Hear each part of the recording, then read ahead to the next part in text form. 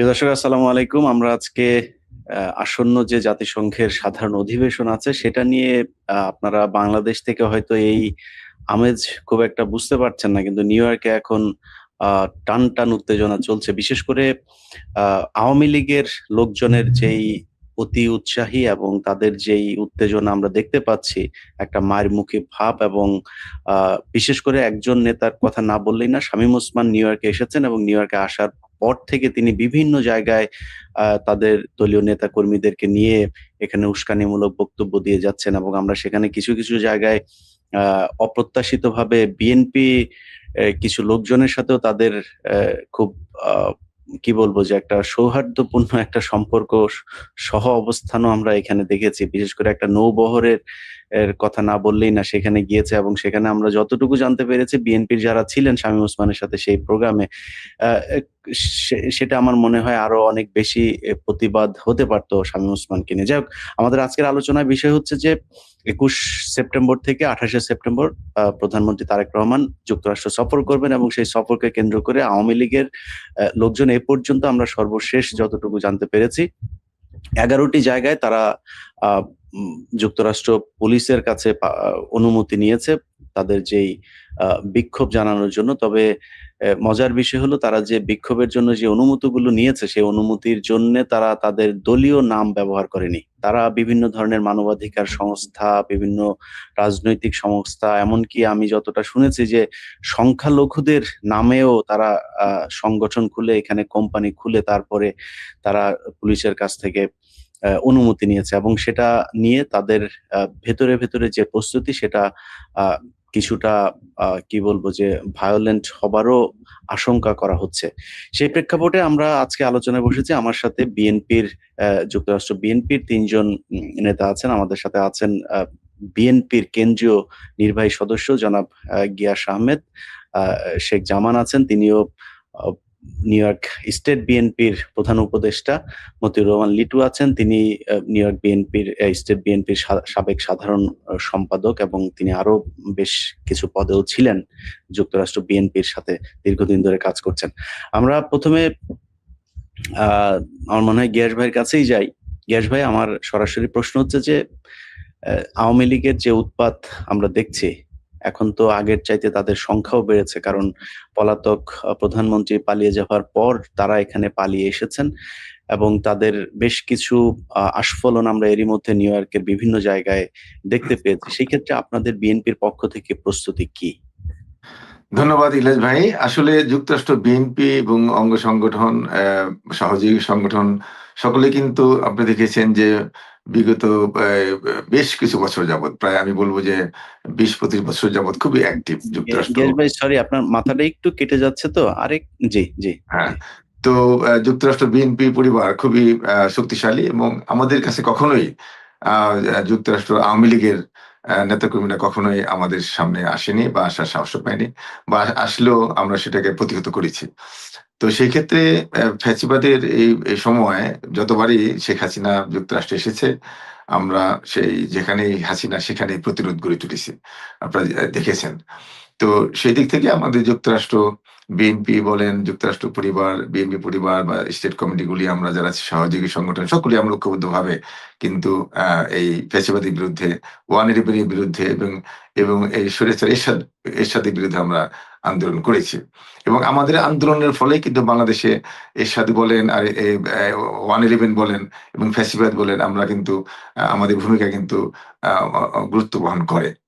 সেদিক থেকে এবার যে বাংলাদেশের যে আমরা যে গণতন্ত্র চেয়েছিলাম, বাংলাদেশে যে আমরা একাত্তরের চেতনা, আমরা সবসময় বলি একাত্তরের চেতনা, একাত্তরের যে মূলনীতি, সেটা কিন্তু বিএনপি সবসময় বহন করে আসছে এবং বিএনপি সবসময় মানে জনগণের ভোটের অধিকারের কথা বলে আসছে।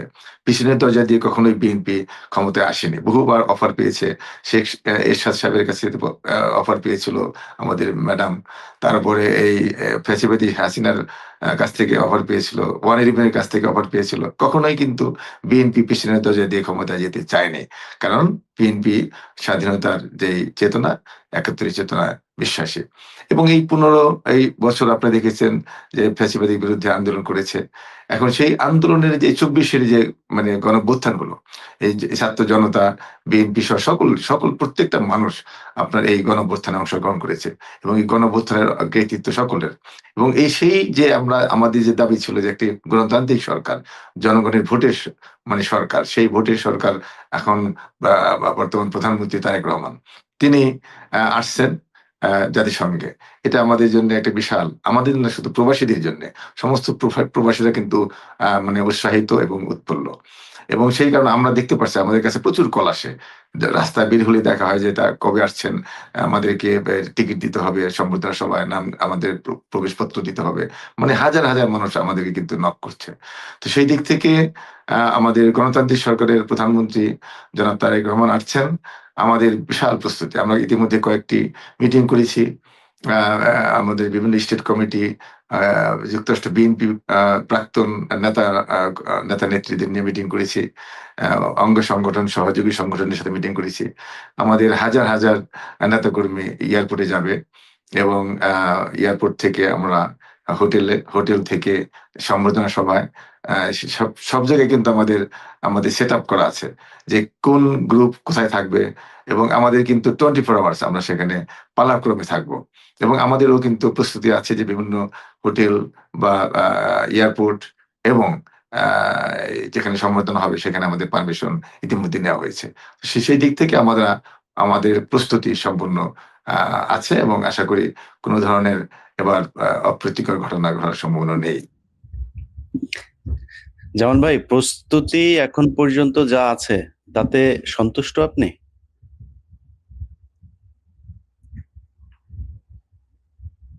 আনমিউট করেন ভাই। জি, ধন্যবাদ ইলিয়াস ভাই। আসসালামু আলাইকুম। উপস্থিত আমাদের শ্রদ্ধেয় আমার গ্যাস ভাই এবং আমার লিটু ভাই। আপনাদের সকলকে ধন্যবাদ আমাকে সুযোগ করে দেওয়ার জন্য। গ্যাস ভাই যেটা বলছেন প্রস্তুতি কমপ্লিটলি ডান। বাট আমার কিছু এই বিষয়ে কিছু কথা আছে। যেটা হচ্ছে যে প্রস্তুতি যদি কমপ্লিটলি ডান হয়ে থাকে তাহলে যেটা আপনার ১ম প্রশ্ন ছিল উনার কাছে যে নিষিদ্ধ ঘোষিত সংগঠনের তৎপরতা। তো আসলে প্রস্তুতি ডান আসলে কখনোই এটা আমি মনে করি না, বিশ্বাসও করি না যে আমাদের প্রস্তুতি সুন্দর এবং সঠিক আছে এখনো পর্যন্ত। কারণ একটা প্রস্তুতি তো তখনই হবে যখন একটা অনুষ্ঠান সুন্দরভাবে সফল হবে। সফলতাই বলে দিবে যে তার প্রস্তুতিটা ভালো ছিল। আমরা যদি আসলে আমার ব্যক্তিগত ইয়ে থেকে বলি, গত বছর ইলিয়াস ভাই আপনাদের নলেজে আছে যে গত ২০২৫ সালে যখন অন্তর্বর্তীকালীন সরকারের প্রধান উপদেষ্টা ডক্টর ইউনূস স্যার আসছিলেন, ২২শে সেপ্টেম্বর যখন উনি নিউ ইয়র্ক এয়ারপোর্টে পৌঁছাইছিলেন, তখন আমরা দেখছি যে এনসিপির আক্তার সহ এবং আমাদের মির্জা ফখরুল ইসলাম আলমগীরের উপরে একটা ঘটনা ঘটে যায়। আমাদের কিন্তু আমাদের প্রস্তুতিটা এমনই ছিল যে আমরা নিজেরাই জানি না যে ৮ নম্বর টার্মিনালে নামতেছেন আমাদের আগামী দিনের যিনি প্রেসিডেন্ট, উনি ৮ নম্বর টার্মিনালে উনি নামছেন, আমরা ৪ নম্বর টার্মিনালে বসে আছি।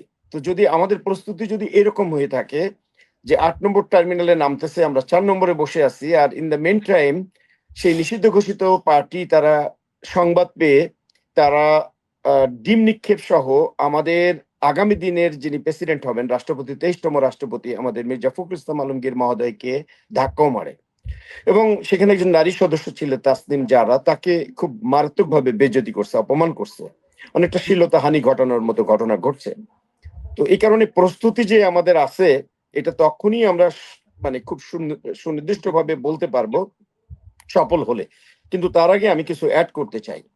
যেটা হচ্ছে যে গ্যাস ভাই কার্যনির্বাহী কমিটির সদস্য এবং উনি আবার আন্তর্জাতিক সম্পাদক এখনো পর্যন্ত।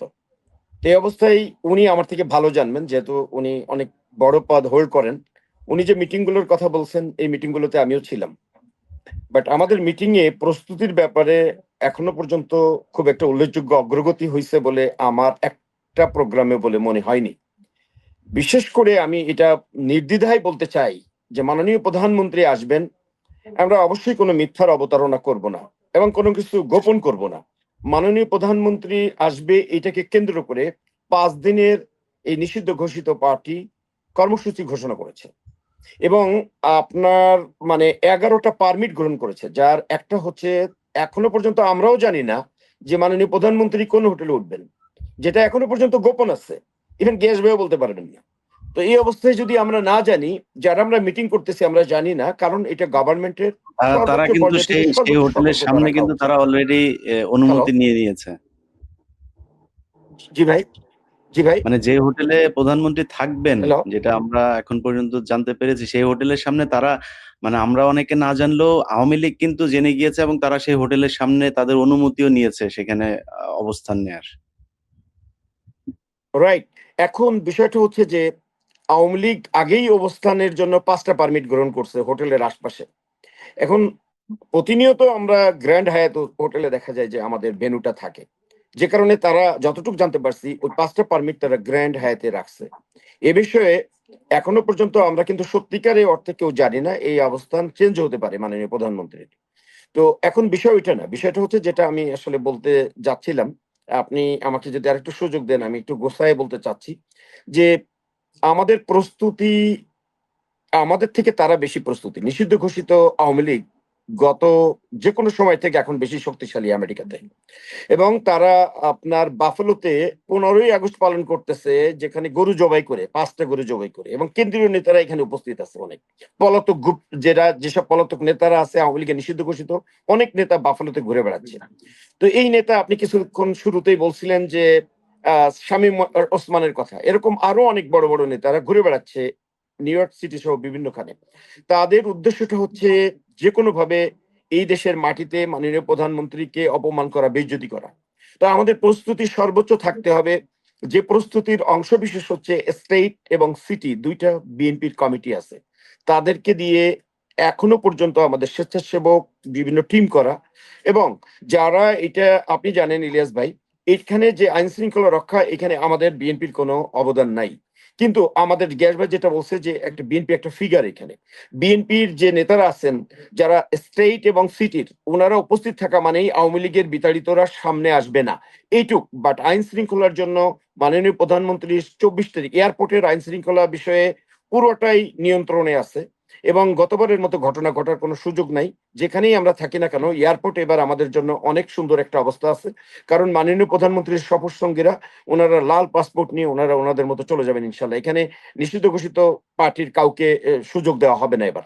আর 24 তারিখের প্রোগ্রামের নিরাপত্তা সম্পূর্ণরূপে আমাদের এখানে ইউএস সিক্রেট সার্ভিস, এনওয়াইপিডি সহ স্টেট ডিপার্টমেন্টের আন্ডারে। এখানেও মাননীয় প্রধানমন্ত্রীর নিরাপত্তা বিঘ্ন ঘটার কোনো সম্ভাবনা নাই। হ্যাঁ, ওই নিষিদ্ধ ঘোষিত পার্টি কিছু পারমিট নিছে, 3টা পারমিট নিছে যেটা হচ্ছে আমাদের ভেন্যুর আশপাশে। তারা ওইখানে বিভিন্নভাবে বিভিন্ন ধরনের গণসংযোগ এবং ঝামেলা সৃষ্টি করার চেষ্টা করবে। যখন আমাদের স্টেট নেতৃবৃন্দ এবং সিটির ২ টা বিএনপি তাদেরকে যদি আমরা কাজে লাগাইতে পারি তাইলে তারা এগোতে পারবে না। এটা আমাদের এখনো পর্যন্ত আমি যতটুকু জানি রেডি না। এই রেডিটা করার জন্য বড় ফোর্স হচ্ছে লোকাল যুক্তরাষ্ট্র বিএনপি। আর যার প্রধান কেন্দ্রবিন্দু হচ্ছে নিউ ইয়র্ক স্টেট, সিটি, ২ টা সিটির বিএনপি, এই ৩ টা কমিটি। বাট আমি এই ৩ টা কমিটির কাউকেই এই মিটিং এর মধ্যে গুরুত্বপূর্ণ মিটিং এর ডিসিশন মেকার হিসেবে এখনো পর্যন্ত দেখি নাই। এবং আমি বিলিভ করি যেহেতু উনারা বিভিন্ন সময় আমরা বলছি ওনাদেরকে ইনভলভ করা প্রয়োজন, গ্যাস ভাই ভালো বলতে পারে যে ওনাদেরকে ইনভলভ করা এখনো হয়েছে কিনা। মাননীয় প্রধানমন্ত্রী যদি এই আমাদের আজকের লাইভটা দেখেন বা আপনার সঙ্গে যেটা আমি সুস্পষ্টভাবে বলতে চাই, আমরা অসংগঠিত এখানে। আমাদের গ্যাস ভাই বলছেন খুব সংগঠিত। বিএনপি এখানে সম্পূর্ণরূপে অসংগঠিত এবং আওয়ামী লীগ যেভাবে সংগঠিত তার তুলনায় আমরা কিছুই না এখনো পর্যন্ত। তো আমাদের সংগঠিত হওয়ার জন্য আমাদের যুক্তরাষ্ট্র বিএনপির কোনো কমিটি নাই। আমাদের প্রধান দরকার যুক্তরাষ্ট্র বিএনপির কমিটি যদি নাও থাকে যুক্তরাষ্ট্রের নেতৃত্ব। যুক্তরাষ্ট্রের নেতৃত্বে আমরা গ্যাস ভাইকে চাই, আমাদের জিল্লু ভাই আছে জিল্লু ভাইকে চাই, আমাদের সম্রাট ভাই আছে, আমরা এরকম স্টেট নেতৃবৃন্দকেও চাই যারা প্রধান অবস্থানে আছে তাদেরকে সকলকে আমরা যুক্তরাষ্ট্রের নেতৃবৃন্দকে দেখতে চাই যারা ঢাল হয়ে কাজ করবে আওয়ামী লীগের এই নিষিদ্ধ ঘোষিত সংগঠনের বিরুদ্ধে। কাজেই আমি এখনো বিলিভ করি না যে আমরা সম্পূর্ণ সিকিউর। আমরা এখনো পর্যন্ত সিকিউর না।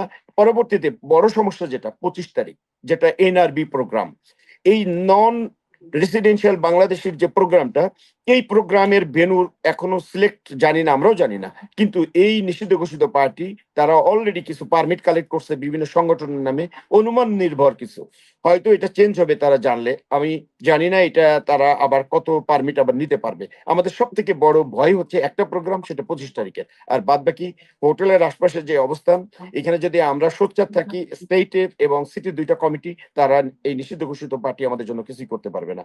ধন্যবাদ ইলিয়াস ভাই, আপনার আসলে আপনাকে সময় দিতে হবে, আপনার কোশ্চেনের প্রেক্ষিতে আমরা আরো উত্তর দেবো ইনশাআল্লাহ। লিটু ভাই আপনার কাছে প্রশ্ন হলো যে আপনি তো এখানে বেশ খবর টবরের ব্যাপারে আপডেটেড থাকেন, আমি যদিও নিউ ইয়র্কের ব্যাপারে অত আপডেটেড না, মানে আওয়ামী লীগের লোকজনের পরিকল্পনা কি, এরকম কোনো কিছু কি আপনি জানতে পেরেছেন কিনা? আসসালামু আলাইকুম।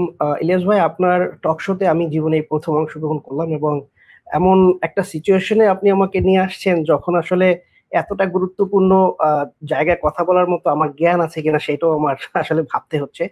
এবং যাদের সাথে আপনি বসিয়েছেন তারা একজন শেখ জামান ভাই, যিনি এখানে ডিটেকটিভ অফিসার ছিলেন, যার প্রশাসনিকভাবে যুক্তরাষ্ট্রে বেশ অনেক কানেকশন আছে, এবং উনি লবিং এর কাজে আমাদের অনেক হেল্প করেছেন। অনেকেই হয়তো জানেন না যে 5 তারিখের পরে অর্থাৎ 24-এর পরে তাকে দেখা যাচ্ছে, এর আগে সে কোথায় ছিলেন। আসলে উনি কিন্তু রাজশাহী বিশ্ববিদ্যালয়ের একজন ছাত্রদল নেতা ছিলেন, খুলনা মহানগর বিএনপির একজন প্রতিষ্ঠিত এবং প্রভাবশালী নেতা ছিলেন। এরপরে এখানে এসে চাকরি নেওয়ার পরে আর সরাসরি রাজনীতি করতে পারেনি, কিন্তু উনি ব্যাকগ্রাউন্ডে আমাদের লবিং করেছেন, সে তো আমরা জানি। আমাদের গিয়াস ভাই আছেন, উনি সেন্ট্রাল কমিটির মেম্বার, এবং আগে দেশনেত্রী বেগম খালেদা জিয়া ওনাকে আন্তর্জাতিক বিষয়ক সম্পাদক হিসেবে দিয়েছেন। তো ওনাদের তুলনায় আমি একজন অতি নগণ্য এক ব্যক্তি। আপনি আমাকে নিয়ে আসছেন এবং এখানে আমাকে সম্মান দিয়েছেন, এর জন্য আপনাকে বিশেষভাবে ধন্যবাদ জানাচ্ছি ইলিয়াস ভাই। আজকে যে কয়েকটি ইনফরমেশন আমি আপনাকে দিতে চাই, প্রথমত আওয়ামী লীগ কিন্তু ওদের মধ্যে গ্রুপিং আমাদের বিএনপিতে আর কি তার চাইতে অনেক বেশি। ওরা সার্বক্ষণিকভাবে ভায়োলেন্ট থাকে। আপনি যদি দেখেন গত সপ্তাহে ওদের একটা মিটিং ছিল, যুবলীগ সেখানে প্রকাশ্যে জ্যাকসনহাইটে মারামারি করেছে। সো ওদের নেচারটা কিন্তু মারামারি, ওদের নেচারটাই হলো একটা হিউম্যান বিইং এর মতো ওরা আসলে আচরণ করে না, এটা কখনোই করে নাই।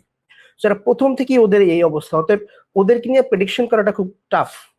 তো আমাদেরকে প্রস্তুতি নিয়ে যেতে হবে, যেন ওরা যতটাই যা কিছু করতে চাক, একদিকে প্রশাসন ওদেরকে মোকাবেলা করবে, কিন্তু আমাদের জনশক্তি দিয়ে ওদেরকে সেইভাবে মোকাবেলা করতে হবে, সেই প্রস্তুতি আমাদেরকে থাকতে হবে। ইলিয়াস ভাই, প্রথমত হলো আমরা যেই তথ্যটা এই যাবৎ জানি সেটা হলো 11টা জায়গায় ওরা পারমিট নিয়েছে বিভিন্ন মানবাধিকার সংগঠন বা ইনকর্পোরেশন এইসব নামের উপরে, ওদের আওয়ামী লীগের নামের উপরে কোথাও নেয়। এবং শামীম ওসমান গতকালকে যুক্তরাষ্ট্রে ছিলেন, উনি নিউ ইয়র্কে ছাত্রলীগ, যুক্তরাষ্ট্র ছাত্রলীগ নিয়ে একটা বৈঠক করেছে। সেখানে তিনি জঙ্গি, বিএনপি, অমুক সমুক বলে এখনো তাদের তেজ কমে না, এখনো তারা ব্লেম দেওয়ার চেষ্টা করে। সো এই যে শামীম ওসমান শুধু একা না, ওনাদের মতো এরকম বেশ কিছু কেন্দ্রীয় নেতৃবৃন্দ এখানে আছেন এবং তারা ইনফ্লুয়েন্স করছেন, মানি ফানেলিং করছেন, এবং তাদের পিছনে নেতৃত্ব দিচ্ছেন শেখ হাসিনা ইন্ডিয়া থেকে, তারা সার্বক্ষণিক যোগাযোগ করে। এমনকি আমি আপনাকে বলতে পারি এখানের যুবলীগ এবং মূল যে আওয়ামী লীগের সংগঠন, তাদের অনেকের সাথে শেখ হাসিনার সাথে সরাসরি যোগাযোগ আছে, যেটা আমরা বিএনপি করা অবস্থায় আমাদের দলীয় নেতার সাথে তেমন একটা থাকে না। এটা আমাদের গ্যাপটা এখানে। আর যেই প্রসঙ্গটা আজকে সবচেয়ে গুরুত্বপূর্ণ, জামান ভাই উত্তোলন করেছেন, বলেছেন যে যুক্তরাষ্ট্র বিএনপি সংগঠিত না। আমি জামান ভাইয়ের ইনফরমেশনের জন্য বলতে চাই, জামান ভাই, যুক্তরাষ্ট্র বিএনপিটা যুগ যুগ ধরে কখনো আমরা বিক্ষোভ করেছি, কখনো আমরা স্বাগতম করেছি। অর্থাৎ দেশনেত্রী বেগম জিয়া যখন ক্ষমতায় ছিলেন আমরা তাকে স্বাগত জানিয়েছি, এবং যখন আমরা বিরোধী দলে ছিলাম জাতিসংঘের সামনে আমরা প্রখর বিক্ষোভ করেছি। যুক্তরাষ্ট্র বিএনপি যথেষ্ট পরিমাণ সাংগঠনিক এবং ঐক্যবদ্ধ, কিন্তু এখানে নেতৃত্বের প্রতিযোগিতার কারণে বিভিন্ন অ্যাঙ্গেলে আসে, কিন্তু তারা কিন্তু আওয়ামী লীগের মতো নিজেরা কামড়াকামড়ি খুব কম করে, দুই একটা যে হয় না তা না। জাতিসংঘের সামনে আমরা বিভিন্ন কর্নার থেকে বিভিন্ন অ্যাঙ্গেলে যার যার লোক নিয়ে সেখানে যায়, এবং সেখানে ওইভাবেই ঐক্যবদ্ধভাবে বিক্ষোভ করে। সো ঐক্যবদ্ধভাবে এট দি এন্ড সবাই আওয়ামী লীগকে প্রতিহত করে। কিন্তু যে সমস্যাটা আমাদের যুক্তরাষ্ট্রে হয়েছে সেটা হলো দীর্ঘদিন, অর্থাৎ 2011 সালে ম্যাডাম এখানে আসার ঠিক প্রাককালে, অর্থাৎ লন্ডনে যখন উনি ছিলেন, ওই সময় শমশের মুবিন একটা চিঠির মাধ্যমে যুক্তরাষ্ট্র বিএনপির তৎকালীন কমিটিটা ভেঙে দেয়, একদম কোনো উসিলা ছাড়া। আপনারা জানেন যে শমশের মুবিন ছিল সম্পূর্ণরূপে ভারতীয় একজন এজেন্ট, এবং যুক্তরাষ্ট্র বিএনপির মানুষগুলি 99% আমি বলবো প্রচন্ডভাবে ভারত বিরোধী। তো এই ভারতের সাথে যাদের সুসম্পর্ক রাখতে গিয়ে যুক্তরাষ্ট্র বিএনপির কোমর ভেঙে দেওয়ার জন্য শমশের মোবিন ষড়যন্ত্র করে প্রথম, এবং ওই সময়টা 2011 সালে কিন্তু যুক্তরাষ্ট্র বিএনপি কর্তৃক প্রথম, মানে ইতিহাসে প্রথম, এর আগে কেউ কখনো করে না, ইতিহাসে প্রথম যুক্তরাষ্ট্র বিএনপির লোকজনই কিন্তু প্রথম ভারতীয় কনসাল অফিস ঘেরাও করে নিউ ইয়র্কে, এবং সেখানে হাজার হাজার লোক ছিল। ওরা বাধ্য হয়ে পুলিশ কল করে প্রোটেকশন নিয়েছিল। আপনার যদি জানা থাকে বা খবর নিয়ে দেখতে পারেন, ওরা ক্যামেরা নিয়ে বিভিন্ন ভাবে, তারপরে রয়ের লোকজনের যারা কর্মরত ছিল এবং পুলিশ প্রশাসন এখানের 911 কল করে ওরা সিকিউরিটি নিতে বাধ্য হয়েছে। বিএনপির লোকজন এত ভাবে কনসাল অফিস ওদেরকে ঘেরাও করেছিল। সো এই যে কিছু কিছু জিনিস যুক্তরাষ্ট্র বিএনপি প্রত্যক্ষভাবে মানে অত্যন্ত অর্গানাইজ। কিন্তু এখন সমস্যাটা হলো 2011 কমিটি ভাঙার পরে যার যার অঙ্গনে কাজ করছিল এবং যার যার যেখানে যে পারে কমিটির মনে করেন বিএনপির যে সকল প্রোগ্রামগুলি যার যার মতো করে ব্যানার লাগিয়ে দলের প্রচারণা করত, বিভিন্নভাবে চলতো। কিন্তু আমাদের যুক্তরাষ্ট্র বিএনপির লোকজনকে ব্যবহার করেই যিনি আন্তর্জাতিক বিষয়ক সম্পাদক হয়েছেন জনাব আনোয়ার হোসেন খোকন, উনি গত বছর একটা চিঠি ইস্যু করলেন যে যুক্তরাষ্ট্র বিএনপিতে কেউ ব্যানার ব্যবহার করেও রাজনীতি করতে পারবেন না, রাজনীতি করতে হলে শুধুমাত্র স্টেটের আন্ডারে করতে হবে। এখন দেখেন, স্টেটের যে নেতৃবৃন্দ আপনার কোয়ালিটি অনুযায়ী বা প্রোটোকল অনুযায়ী স্টেটের বিএনপির রাজনীতি করতে হলে আওয়ামী লীগের যে স্টেট কমিটি আছে তাদের সাথে করতে হয়, আর আওয়ামী লীগের যে সেন্ট্রাল কমিটি আছে যুক্তরাষ্ট্র আওয়ামী লীগ, তাদের সাথে এরা কিন্তু বসতে পারছে না প্রোটোকল অনুযায়ী। তো যখন কোনো ক্লাশ হয়, আওয়ামী লীগ যারা সেন্ট্রাল কমিটির থাকে তারা কিন্তু এখানে ইনভলভ হয় না, তাদের মতো তারা কাজ করে, ইনভলভটা হয় স্টেট কমিটি। তাহলে আমরা কিন্তু ব্যাক ফুটেজে চলে গেলাম। আমাদের যুক্তরাষ্ট্র বিএনপি না থাকার কারণে আমাদের স্ট্যাটাসটা নিচে হয়ে গেল, এবং এই কমিটিটাকে নিঃস্ব করার জন্য আনোয়ার হোসেন খোকন সম্পূর্ণরূপে দায়ী। আনোয়ার হোসেন খোকন যদি গত বছর এই লেটারটা ইস্যু না করতেন তাহলে যুক্তরাষ্ট্র বিএনপির এই অধঃপতন হতো না। স্টেট কমিটি সব জায়গায় আছে, আওয়ামী লীগের আছে, জাসদের আছে, সব কমিটি স্টেটে থাকে, কিন্তু সেন্ট্রাল কমিটি একটা ভীষণভাবে দরকার অর্গানাইজ করতে হলে। আজকে দেখেন, জিল্লু ভাই একটা গ্রুপের নেতৃত্ব দেন, গিয়াস ভাইয়ের বিশাল গ্রুপের নেতৃত্ব দেন, মিল্টন ভাই ছিলেন নেতৃত্ব দিতেন, সম্রাট ভাই সর্বেসর্বা, সবাইকে ম্যানেজ করার মতো তার ক্ষমতা আছে। তো এই যে লোকগুলি বিচ্ছিন্ন থাকলেও তারা এক আওয়ামী লীগের প্রশ্নে, দলীয় ঐক্যের প্রশ্নে কিন্তু মেজর যে সময় আমাদের কোনো ক্রাইসিস থাকে সেই সময় সব ঐক্যবদ্ধ থাকেন। কিন্তু এখন কোনো একটা বিষয়ে সিদ্ধান্ত নিতে হলে আমাদের যুক্তরাষ্ট্র বিএনপিটাকে এমন ভাবে কোমর ভেঙে দেওয়া হয়েছে, এমনকি ব্যানার কিভাবে ধরতে হবে জাতিসংঘের সামনে সেই সিদ্ধান্তটা নিতে হয় লন্ডন থেকে। লন্ডনের যে ওই, আমি একটা কঠোর ভাষায় বলি মাঝে মাঝে যে যুক্তরাষ্ট্র বিএনপিতে এত যোগ্য লোক থাকতেও লন্ডনের সব বাবুর্চি ব্যক্তিদের সাথে আমাদেরকে জিহুজুর করে রাজনীতি করতে হচ্ছে, এটা আমাদের সবচেয়ে বড় দুঃখ। তো আপনার মাধ্যমে আজকে এই লিটু ভাই, আমার একটু জানার আগ্রহ থেকে একটা প্রশ্ন করি, মানে লন্ডনে থাকা অবস্থা, মানে তারেক রহমান প্রধানমন্ত্রী হওয়ার পরেও এখনো কি লন্ডন কেন্দ্রিক এটা আছে আপনাদের? সবকিছু এখনো সেই, যদিও আনোয়ার হোসেন খোকনকে মাননীয় প্রধানমন্ত্রী বর্তমান সিচুয়েশন হ্যান্ডেল করার জন্য দায়িত্ব দেন নাই, তারপরেও সে, এটা তো সাধারণ নেতাকর্মীরা জানে না, তারপরে ওই ব্যক্তি কল করে জুম মিটিং করে, ওনার নামই তো zoom Khokon, so zoom meeting করে বিভিন্ন ভাবে এখনো অর্গানাইজ করে। এখন আমার মাননীয় প্রধানমন্ত্রী তো আর এইসব জিনিস জানার দরকার নাই যে কোথায় কি অর্গানাইজ হচ্ছে। তো আমার প্রস্তাব হলো মাননীয় প্রধানমন্ত্রীর পর্যন্ত জানানো দরকার যে যুক্তরাষ্ট্র বিএনপিকে শক্তিশালী করা এবং যুক্তরাষ্ট্র বিএনপিকে নিজস্ব গতিতে চলার জন্য এখানে নিজস্ব নেতৃত্ব প্রতিষ্ঠা করতে হবে। কারণ এখানে যখনই আপনি মনে করেন একজন ব্যক্তিত্ব সম্পন্ন ব্যক্তি যে যুক্তরাষ্ট্রের মাটিতে থাকে, যুক্তরাষ্ট্র সারা পৃথিবীর রাজনীতি কন্ট্রোল করে, সেখানে বিএনপি করার কারণে তাকে যদি একজন লন্ডনের এক ব্যক্তির কাছে জিহুজুর করতে হয়, এর চেয়ে বড় দুঃখ আমার মনে হয় কিছু থাকতে পারে না। এই জন্য আমি আবেদন করব যে মাননীয় প্রধানমন্ত্রী এবং তার নিকটাত্মীয় অর্থাৎ নিকটতম পর্যায়ে যারা যুক্তরাষ্ট্র বা আমাদেরকে নিয়ে চিন্তা ভাবনা করেন, তারা যেন যুক্তরাষ্ট্র বিএনপির একটা কমিটি স্ট্রাকচার দাঁড় করিয়ে দেন যত শীঘ্র সম্ভব। হয়তো এর মধ্যে যদি সম্ভব হয় হলো, না হলে অন্তত দায়িত্ব পালন করার জন্য একটা স্ট্রাকচার করে দেওয়ার জন্য, সেখানে সকল স্টেটের লোকজনকে ইনভলভ করা যেতে পারে। শুধুমাত্র ওই খোকনের নির্দেশে কয়েকজনকে নাম দিলেই হবে না, কারণ এখন পর্যন্ত আমরা যতটুকু জানি, দেখেন বর্তমানে ভ্যালিড মাত্র একটা কমিটি আছে যুক্তরাষ্ট্রে, নিউ ইয়র্ক স্টেটে, সেটা হলো স্টেট বিএনপি। হুম। এই মাননীয় প্রধানমন্ত্রীর আগমন উপলক্ষে যেই দায়িত্ব চিন্তা ভাবনা করা হচ্ছে খোকন, সেই দায়িত্বে সেই স্টেট কমিটির কাউকে রাখা হয়নি, এবং তিনি চান না স্টেটের কেউ ওখানে দায়িত্বে থাকুক। আচ্ছা, লিগাল কোনো অন্য কোনো কমিটি নাই, সেখানে যারা দায়িত্বে আছে তাদেরকে যদি অ্যাভয়েড করে আপনি অন্য মানুষকে এখানে ইনক্লুড করেন, তাহলে এই যারা দায়িত্বে আছে তারা যদি এটা মোকাবেলা না করে তাহলে কে মোকাবেলা করবে?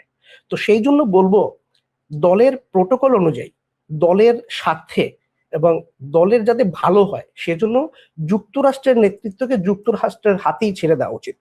এবং আসন্ন যে স্বাগতম সমাবেশ আমরা করব, সেই স্বাগতম সমাবেশে আমি মাননীয় প্রধানমন্ত্রীর কাছে অনুরোধ করব যে উনি যেন এই বিষয়টা একটু তার অধীনস্থদের নির্দেশ দিয়ে দেন যে খোকনকে এখন আর কেউ এখানে সম্মান করে না। তার বেশ কয়েকটি বিষয় দেখেছেন, যেই কয়বার এখানে এসছে, একবার তো বেশ মার খেয়ে গেছে, একবার ধাওয়া খেয়ে গেছে। গতবার যখন আসছিল তখন অনেকে ডিম ছুঁড়ে মেরেছে, তার কোমরে লাথি মেরেছে, খামচি দিয়েছে। তবে এই যে সম্মান হানি হয়েছে, একটা দলের আন্তর্জাতিক বিষয়ক সম্পাদকের যে সম্মান হানির পরে তাকে দিয়ে তো আর কন্ট্রোল করা ঠিক না। এটা আমাদের দলের জন্য ভালো না, এবং মাননীয় প্রধানমন্ত্রীর জন্য একটা হেডেকে আমি বলবো। সো এই হেডেকটাকে সরিয়ে অন্য যে কাউকেই হোক দায়িত্ব দিয়ে দিক, এবং আমরা যেন সেই তার আন্ডারে সুন্দরভাবে মাননীয় প্রধানমন্ত্রীকে এখানে সুস্বাগতম জানাতে পারি। ইয়াস ভাই, আমার মনে হয় অনেক অভিযোগ চলে আসছে।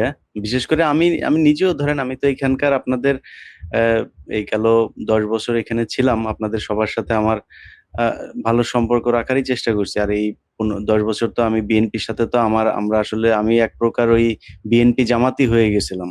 আমরা তো সাংবাদিকতা করি না এখানে।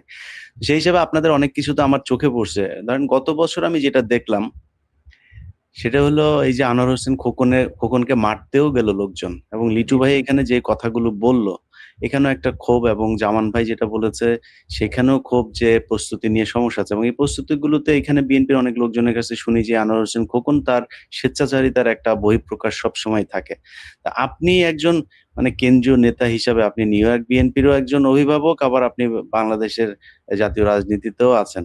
তা আপনার কাছে আমার মনে হয় সবারই একটা প্রত্যাশা যে এটার একটা সুরাহা করার। সেই ক্ষেত্রে দলীয় কোনো পরামর্শ বা দলীয় কোনো সিদ্ধান্তের কোনো সুযোগ আছে কিনা, বা প্রধানমন্ত্রীকে আপনি এসব জানিয়েছেন কিনা? সুন্দর বলেছেন। শোনা যাচ্ছে? জি জি।